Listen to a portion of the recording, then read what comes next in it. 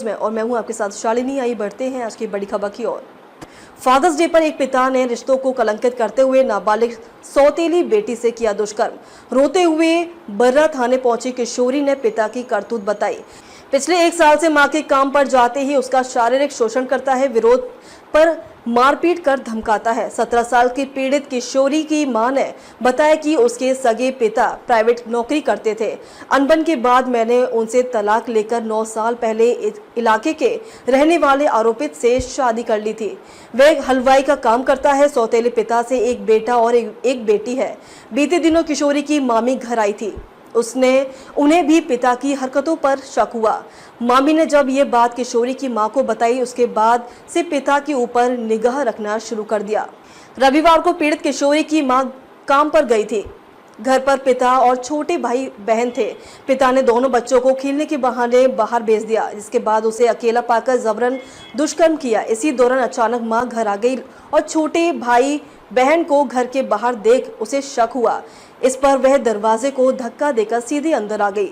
उसके अस्त व्यस्त कपड़े देखकर पूछा तो उसने सच्चाई बता दी। कहा कि पिछले 1 साल से पिता उसका शारीरिक शोषण कर रहा है। मां ने विरोध किया तो आरोपित ने दोनों से मारपीट की। इस पर भागकर दोनों थाने पहुंच गए। किशोरी की मां की तहरीर पर आरोपित सौतेले पिता के खिलाफ पुलिस में मुकदमा दर्ज कर लिया है। पुलिस का कहना है कि मुकदमा दर्ज कर आरोपी की तलाश की जा रही है। वहीं पीड़ित की मां ने बताया कि पुलिस ने आरोपी पिता को गिरफ्तार कर लिया है। पीड़िता की मां ने आरोपी के खिलाफ सख्त से सख्त कार्रवाई की मांग की है। बोले सर, मेरी 2 शादी हुई थी।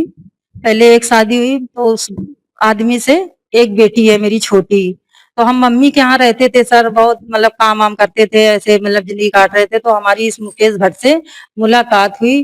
तो उसने बहुत हमको कोर्ट के फुसला के उसने मतलब शादी ऐसे लिखा पढ़ी से कर ली। हम उसके साथ से 8 साल से रह रहे। तो धीरे धीरे करके वो मेरी लड़की बड़ी हो गई। बड़ी करने के बाद तो हम भी अभी आज भी हम काम करते हैं, बर्तन चौका बंगले में काम करने जाते हैं। तो धीरे धीरे चुप बहुत मेरे साथ मार पीट करना, ये करना वो करना, लेकिन हम बर्दाश्त कर रहे थे कि चलो बच्चे हैं, धीरे धीरे सब संभल जाएगा।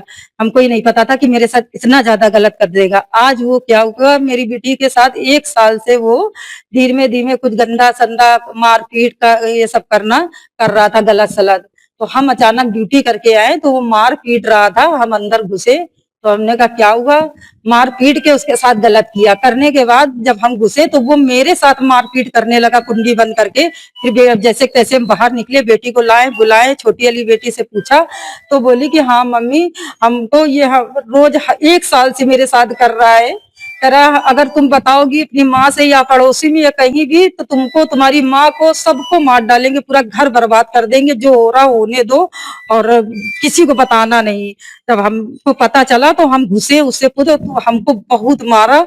हम ये चाहते हैं कि सर मेरी बेटी के साथ जो हुआ है इसके साथ बहुत कड़ी सजा इसको मिले सर, क्योंकि मेरे कोई नहीं ना, बस हम 3 बच्चे हैं, कमा खा रहे। लेकिन बाहर अगर वो छूट गया महीना 2 महीना में तो मेरी लड़की के साथ, मेरे साथ बिल्कुल खत्म कर देगा हम लोगों के साथ। वो बहुत दुश्मन, बहुत गंदा।